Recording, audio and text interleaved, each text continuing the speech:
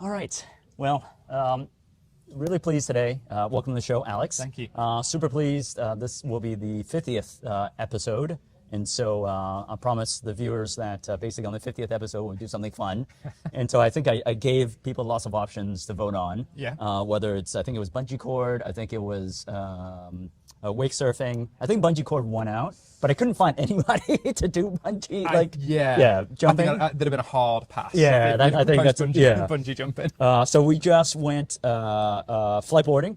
So it was actually entirely my error. We were gonna go wake surfing, and it was kind of like that Spider-Man meme. One pointed to the other. It's like, is it you? Is it you that booked? Did you book the boat? Yeah. Didn't you book the? So anyway, so we didn't end up going wake surfing, but we did end up fliteboarding. So that was good fun. I'll throw in some footage. And so thank you, Alex, for coming on the show and Pleasure. going fliteboarding and with me. Pleasure. And Alex is the COO of PayMe, Yes. which is basically Hong Kong's, I think, most downloaded and most used financial app, actually. And he's also a neighbor, which is nice. And I saw him last night as well. And so welcome to the show. Thank you, Zach. How was the fliteboard actually, by the way? Yeah, Fliteboard was great fun. Yeah. It's a really neat bit of kit. Yeah. Surprisingly powerful. Right. And also gives you something new to learn. As you know, I've done wakeboarding and wake surfing, Right. but the distribution of weight is different again. So Yep. you've kind of got to unlearn a little bit some things that you think you know, Right. and kind of just work on the foundations about weight distribution. Right. But it was great. You got it finally. So in the final run, you got it to lift up and wasn't out of control lifting up, and it just kind of got out, and I think you kind of went for a bit. Yeah. second. That's very generous of you to describe it like my accident like that. But yeah, I'll take it. So you do a fair bit of wake surfing anyway, so you're pretty good. Can you? Is wake surfing the one without the handle anymore? You don't need the handle. Yeah. So I do both wake surfing and wakeboarding. Right. If I'm honest, I prefer wakeboarding because Sorry, which is wake? wakeboarding is where you've got the rope. It's a little bit like water skiing Right. on the back of a boat, and it's a longer line. Right. And you go faster. It's a Right, lot yes, faster I've than heard. wake surfing. Right, I've heard. And I like that. Right. And you're strapped in a little bit like a snowboard to the to the board. Got it. As well. Wake surfing is just a little bit like Fliteboard, where you've got no slippers on. You kind of just foot to board. Right. But the boat creates that wake, that artificial wake, and then you kind of just try and surf the wave. I mean, the really good ones in the harbour, will let go of the cord, and then they could spend a number of minutes following the boat's wake. Right. If I can manage 10-15 seconds, I'm quite pleased with myself. Right. I think it's a little bit more technical. I think wake surfing. Got it. Okay. Whereas wakeboarding, I think it's kind of if as long as you can plant your feet, Right. then you're onto a winner. But I've heard of wakeboarding, because of the speed, you can do a lot more tricks. Yes, Right, you can really kind of jump up and Yeah. So I've been able to do lots of jump attempts, kind of going from wake to wake. Right. I've yet to land one, and it is on my Hong Kong bucket list Right. to land a wake to wake jump. You need good weather, you need good confidence, and also you need not to be carrying any injuries, which Right. is the main thing. Right. Yeah, today actually the conditions were quite good. So there's a number, actually it's clearing up right now. I think it's really calm, which is nice. And then I think there were 3 or 4 other boats with us. So it's perfect. actually really good conditions. Yeah, other than the rain. Other than the rain. But as I mentioned earlier, in typical British fashion, we didn't let the Trucked good rain on, spoil trucked the on, party. yeah. Yeah, cracked on. We could have had a barbecue, I guess, and even though it was raining, that is a very British thing to That do. would have been nice. So tell me a little bit about PayMe actually. Yeah. And and how many users are there? Because you're celebrating a bit of your milestone. Yeah, that's right. Yeah, we've just hit a huge milestone, I think, in our journey. So we started kind of in 2016, 2017, Okay. and we just hit 3 million users, Wow. Okay. which we're really proud of, because there's a lot of hard work and effort goes into running PayMe. Some extremely passionate people. I think you've got to always try and sort of pause and reflect, and Right. 3 million users was a great time to kind of pause and reflect and pat ourselves on the back for a job well done, but still loads more to do. Right. Now, it's 3 million. So population of Hong Kong is 7 million. Yes. Right. So that's Yep. roughly half, almost half. Yeah, well, I think when you look at maybe the unbankable population, Okay. like the kids, Right. from 0 to 12, and maybe the elderly population who perhaps wouldn't find a need for PayMe in their day-to-day lives, I think it's fair to say we're probably in about 50% of Hong Kong. Right. But it's millennials where we do really, really well. Got it. I think 60% of our customer base are millennials, and I think it really resonates with that kind of behaviour, and that kind of experience that we try and give. Right. And now this is in Hong Kong. I mean, in the UK where you're from. This Barclays has had this. Well, many of the banks have had this for a while. And introducing it in Hong Kong, was it something that has always been planned and just didn't happen to come as quick and as fast as the UK side? Yeah, so I think the Hong Kong market's a very interesting market from a financial perspective. I think there's still a lot of room for digitization. I think you only have to kind of look at use cases around the world. China, for example, it's almost zero cash. Right, 100%. So I think, back in 2016, PayMe did what I think we do best. We solved a really clear problem statement for customers and had a really simple use case. And that problem statement was, how do people, pay each other? Right. And, at the time, mobile apps weren't as advanced across the banking industry. Right. So, if you took me out for dinner and I wanted to pay you half, I'd first have to ask you to write down your account number, which if you know it, great. Right. Then log on to the app. There were passwords then rather than kind of face scans. Right. There might be two-factor authentication, and then there might even be limits set up per payee. Right. So after about 20 minutes, if you're lucky, you might have got half the bill for dinner. Right. So, the team at PayMe saw that as a great opportunity, and just designed an open architecture, payment experience where it's just easy. Right. From getting money from your bank account into the wallet to then seamless transactions between friends. And now, as we're in 2023, seamless transactions for merchants buying things either at point of sale or online. So I think there's been a real clear focus on use cases throughout its life. What was the toughest part? Was it getting that idea, politically inside the bank, and so that everyone was around it? Was it the technical stuff? Was it what wasn't? So it's a good question. I think I think HSBC. I think there's always the perception that banks aren't great at innovating. Well, that's one. It's also like HSBC would have all the advantages, right? Would have the user base and everything. Yeah, that's it. And so I think it was a real sweet spot because actually I think banks do have the capability to do fantastic innovation. Right.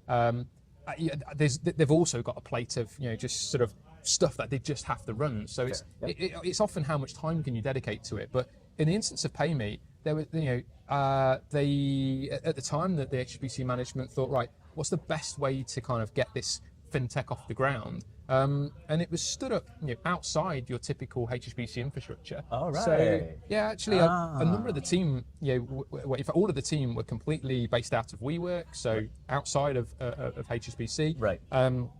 There were very minimal platforms that we shared and used. It was very much, go and build something that benefits the user in Hong Kong. You are unencumbered. Right. And I think that was a huge go-to-market advantage, that we had the investment and backing and support. Fully 100% subsidiary. Absolutely. Okay. Oh, yeah, it's owned fully by HSBC Asia Pacific. Got it. So that's where the license sits. So it's an absolutely integral part of HSBC. Right.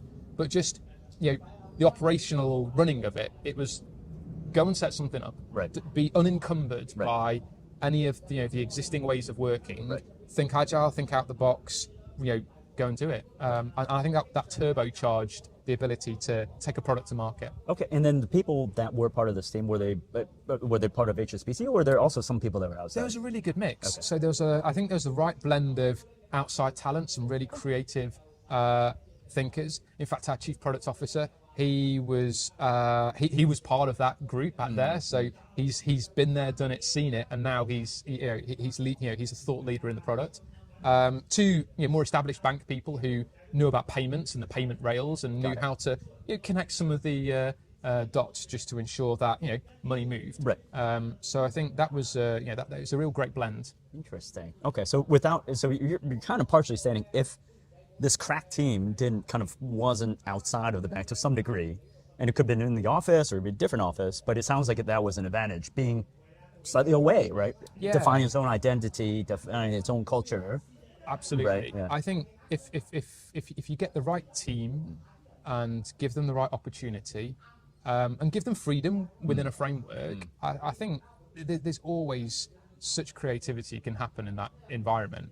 And I think it's a great example of how monolithic banks and companies can actually innovate. Right.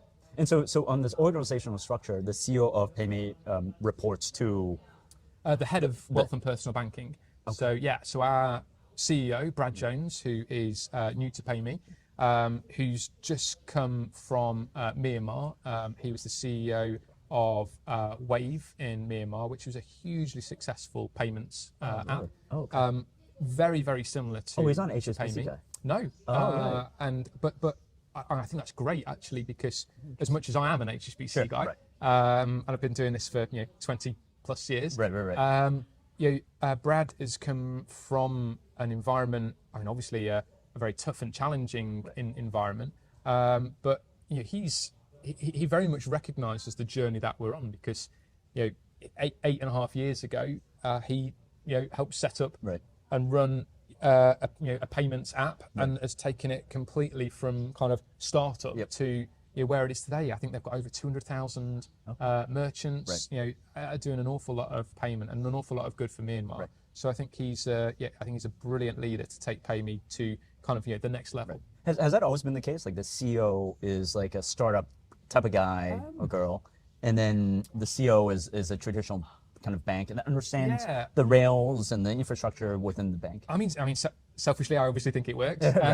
No, I think it sounds good. I think it's a good concept, but no, not always. Right. I think, but so our last CEO is an extremely talented lady called Harini.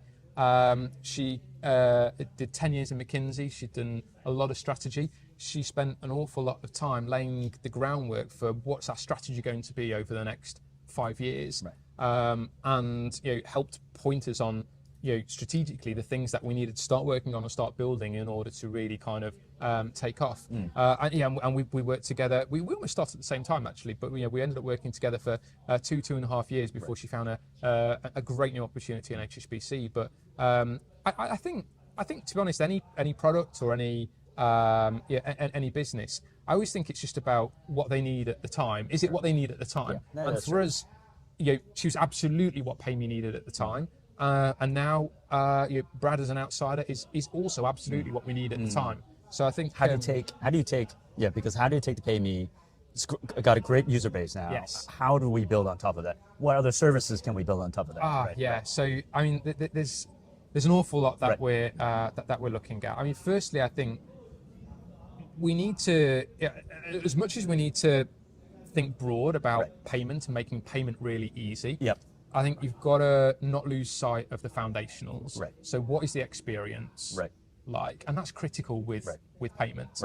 I think if you're in a big queue for the MTR, you can't afford to be fumbling around. That's right. Tap, tap, tap. Bloody worth it. Exactly. Exactly. But if on the flip side, if you're paying for something online, you want it nice and slick. Maybe you don't want to store your card details, in your phone if you're concerned about cybersecurity. So, I think it's that experience that people kind of lean into. But in terms of how we're taking it forward, outside of an experience level. Any secrets that you know? Okay. Well, I don't think it's any secrets. I think we are really focused on building and trying to dominate the merchant presence in Hong Kong. There's probably around 100,000 merchants out there, from the smallest, kind of shack that we can see to the left of us, to the high-end fashion stores. I think unless you are present as a payment provider, you're not going to get people using you habitually. Now we're really, I mean, the growth in our transactions has been exponential. It's very much still fintech levels of growth with transactions and volumes and the amount of times people are logging into the app and the amount of monthly active users we've got. But dominating Hong Kong is a key strategy. Making payment easier, I think, is a really clean use case from a user perspective. And it's not just payment. It's all forms of payment. So how are you paying your gas bill? How are you paying your phone bill? How are you buying a bottle of water from 7-Eleven. You know, each one of those has, you know, sort of a different set of customer needs and demands behind it, and we're working on ensuring that we can meet every kind of payment use case in Hong Kong. I think because actually now you kind of made me think. Yeah. In Hong Kong, it is, and by recognizing the branded good here, because there's Alipay and there's Tencent Pay. Yeah. Right. And actually, just kind of surveying the market. What have they done well then, and then where do you guys think? So it's something we do spend a lot of time thinking about. I think you go to any market, there's a list of 10 payment competitors, and they'll all be slightly good at different things. So I think, you know, I'm sure as my colleagues and peers in other companies are doing, it's just about looking at, well, what works? What works as a user? You know, we're users. What works? What doesn't work? What do we think will resonate with our customer base? How can we improve and mean that we're first of mind when it comes to, you know, choice in the wallet? Interesting. And then because there's also been, I saw you guys had a bit of a branding with Mirror as well. Yes. That was actually pretty well done. You guys have been fully kind of very forward in terms of being front of mind. Yeah. Well, I think we're a bit edgy in terms of our marketing. Okay. We've got. Really? Yeah, I think so. Okay. I'm a traditional HSBC. Yeah. Oh, right. And also in I'm context, a marketeer, right. so I would never think of asking the hottest boy band in Hong Kong to partner with us. I just wouldn't even think about it. Right. We are blessed with an extremely talented CMO, Jazz. Who is a phenomenal marketer, huge experience at fintechs and established companies. All right. Okay. And underneath her is an exemplary team of people who just get it. Right. We've got lots of different age ranges in the team, so they know what's hot and what's not. Great connections in the market. I think it's just enabled. And I think that's the other thing. We're not part of the HSBC marketing machine. We can do things a little bit more quicker. Right. Get speed to market. And we can, play around the edges a little bit and just try and innovate more. But we're always focused on, well, what do we think will resonate with our user base? Right, the millennials in Hong Kong. Yes, absolutely. Right. Any possible kind of plans to expand anywhere else, but not really? So I think it's interesting you say. Or the Hong Kong diaspora, right? Yeah. So certainly for now, very much focus is on dominating Hong Kong and growing our presence in Hong Kong. I mean, if you look across Southeast Asia, if you look across the globe, every country's got their wallets. Right. Singapore, it's got Grab. I was going to talk about Grab. Indonesia, Right. You've got Paytm in India, and they're just one of maybe 5, 6, or 7 really really good apps. Some of them have gone down the super app route, some of them have gone down the simple route. So for now, I think for us, how can we enable our customers to pay for things in another country? That's something we're having to think about, because I think that's very relevant. Yes, it is. Especially it is. now we're in post-COVID. Right. Travel is more prevalent. Right. What's the use case there? So there's a lot of thought around that. Right. But we've still got to maintain our focus on growing in Hong Kong. Got it. Okay. Well, that's a good point though, because you can dominate Hong Kong, really find out customer behavior, and as customers travel, right, then it makes sense and kind of enable that, facilitate that, right? Yeah, absolutely. Yeah, because I know the Grab CEO. We went to actually university together. All right. Yeah, so it's not like I'll spill secrets, but they've gone the super app route, right? They're offering everything, right? So that's another avenue that. And it's great. It's a great product. I used it in Singapore. I used it in Thailand. It works. So I think there's lots of role models out there. We're not as aged as some of those businesses, which is good in a way, because we can have a look and see what has worked, what hasn't worked, where do we want to be. It actually, I think it's a good thing, because I know something about the fintech kind of payment kind of space, because when I was in the UK with Techstars, so Monzo was starting, Starling Bank was starting, Wise was starting. Yeah. So I know their investors, Revolut, I know all their investors, and I've seen that evolution, and then obviously Grab and stuff. And it's actually tough. It's actually really, really tough, right? So the path is usually raise massive amounts of funding, try to grow users, go IPO. But then it depends on which angle you come from. If you come from super app Grab type of style, then your ride hailing kind of population declines, your margins decline. actually starting from a bank, I think they were trying to target the fact that banks couldn't be as fast as they could be, and they could grow users, and the banks would acquire them. But I'm not aware of that many banks acquiring fintech apps, right? Digital No, bank apps. it's certainly, yeah. It's very interesting in the UK because there was that explosion Yeah, of virtual digital banks, and I remember being I wasn't in the UK, but I was in the Channel Islands, and just seeing some of this stuff, and there's definitely, they've got users, Right. they've got payment, they've got profit, but I don't know. I think they very much complement a lot of the core banks over there. I don't know about primacy. I don't know how many people genuinely are with those banks as their as their salary mandated bank, but I think competition's great. So I think if anything, it gave a real shock to the UK market and forced the incumbents to innovate, to think out the box, to do something different. Right. And then as a user, Right. as a customer, that's the best you can ever hope for, because all of a sudden you've got more choice and better choice everywhere you look. Right. Yeah, no, that's true. I think the UK was leading edge. But then the Starling Bank, Monzo, the CEO left. Starling Bank, actually the CEO also left. I don't know if you know that. So it's I think it was great. I think it was explosion. I think the use case made sense. But I think whether those digital banks can figure out a business model, I think still remains to be seen, to be honest. It's interesting. And other similar startups have had lots of different challenges with risk, which most banks have, but also most banks have got the infrastructure to kind of deal with that. So I think everyone's learning, I